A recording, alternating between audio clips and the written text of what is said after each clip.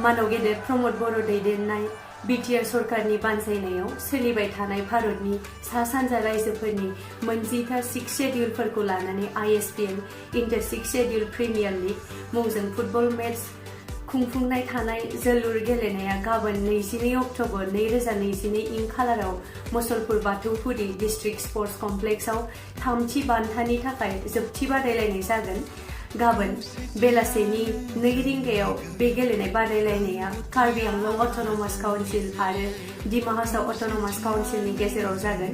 बे जोबथि गेलेनाय बादायलायनायाव बिटिआरनि गाहाय मावफुं सोद्रोमा प्रमद बर'जों लोगोसे बाक्सानि गासै गेदेमा एमएलए इएम एमसिएलए आरो गोबां आलासिफोरा बाहागो लाफैगोन। बेखायनो फुटबल गेलेनायखौ नायनानै मोजां मोनग्रा गासै लोगोफोर आरो बयबो रायजो राजाफोरखौ लोब लोब फैनानै गेलेगिरिफोरखौ थुलुंगा होफैनो थाखाय गुरै खावलायहरनाय जाबाय। गोजोन्थों।